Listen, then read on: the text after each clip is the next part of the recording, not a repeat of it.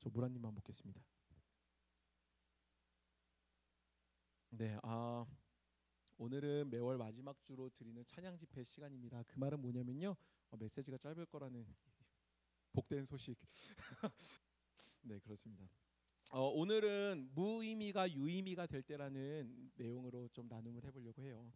여러분 2017년에 10월달에 이스라엘에서 세계의 눈길을 이끌었던 경매 하나가 있었습니다. 근데 그게 뭐였냐면 메모지가 경매로 나왔거든요. 사진 한번 좀 띄워주시겠습니까? 이겁니다. 이 메모지가 2017년 10월 거의 한 10여 년 전에 이스라엘에서 경매로 나왔고 세계의 눈길을 이끌었었습니다. 혹시 이 메모지가 뭔지 아십니까? 아시는 분 계세요 혹시? 이거 혹시 저 텍스트를 읽으시는 분 계시나요?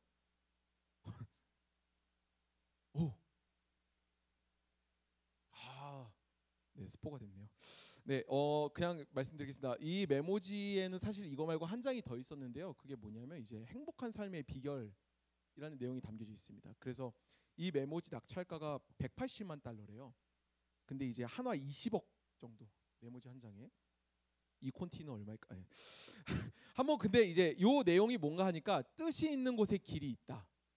그리고 검소한 생활이 불안에 묶인 성공을 추구하는 것보다 기쁨을 준다. 다시 검소한 생활이 불안에 묶인 성공을 추구하는 것보다 기쁨을 준다. 뭐 이런 내용이 메모지에 담겨져 있었는데 아까 우리 한욱현 선생님께서 말씀해 주신 것처럼 이 메모지를 누가 썼는가 하니까 이제 인류 역사상 되게 위대한 물리학자로 꼽힌 아인슈타인이 일본에 갔을 때 일본 종업원에게 이렇게 팁 대신에 이 메모지를 줬다고 해요. 그러니까 하나로 20억짜리 팁을 지금으로 치면 뭐 그런 건데, 네, 이제 사진을 내려주셨습니다. 근데 사실 우리가 이 메모지를 보면서 생각해 볼 게 있습니다. 뭐냐면 이 메모지, 방금 보셨던 그 메모지가 아인슈타인뿐만 아니라 그 당시 많은 사람들이 썼을 메모지라는 거죠.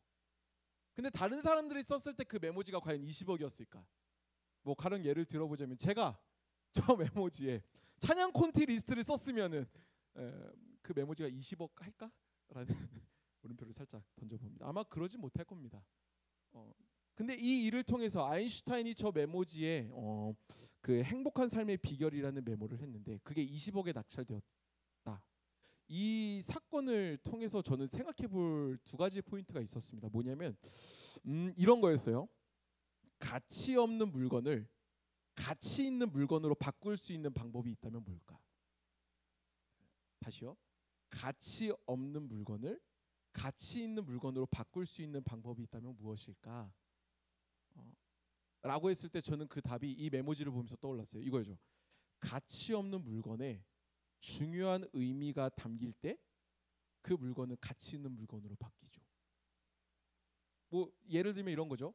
뭐 원시 시대 때 그게 있었을지 모르겠지만 석유를 원시 시대 때 봤다고 칩시다. 그럼 그 사람들은 석유의 가치를 몰랐기 때문에 그냥 냄새나는 물이라고 해서 버려놨겠죠. 하지만 그 석유가 지금은 굉장히 유용한 연료로 쓰이고 있죠. 왜냐하면 우리는 그 가치를 알기 때문에 그 가치로 에너지를 쓰고 있기 때문에.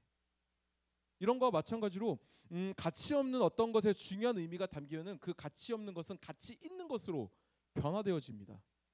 그 맥락으로 봤을 때, 그 맥락에서 봤을 때 무의미한 무언가가 의미 있는 것이 되기 위해서는 그 무의미한 것에 의미가 담겨지면은 바뀌지요. 사실 전도사님 왜 이렇게 당연한 얘기를 하시죠?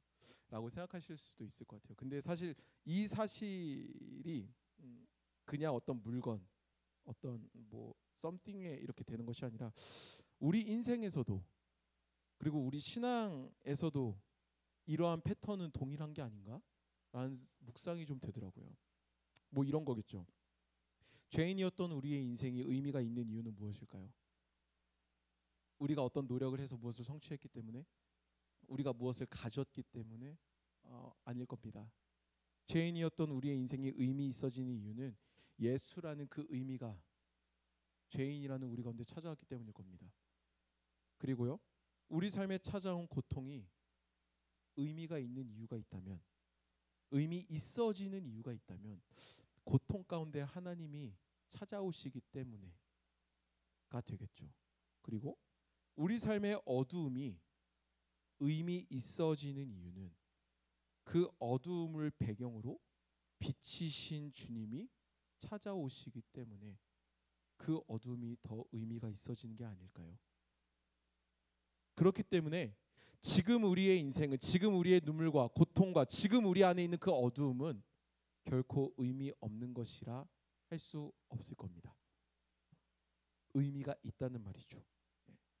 나의 의로움이나 나의 열심 때문에 그것이 의미가 있는 것이 아니라 우리의 인생을 의미 있는 삶으로 바꾸시기 위해 우리 가운데 찾아오신 예수 그리스도로 인해 우리의 눈물은, 우리의 어두움은, 우리의 아픔은, 그리고 우리의 인생은 의미 있는 인생, 의미 있는 아픔, 의미 있는 어두움, 의미 있는 눈물과 고통으로 바뀔 수 있다는 겁니다.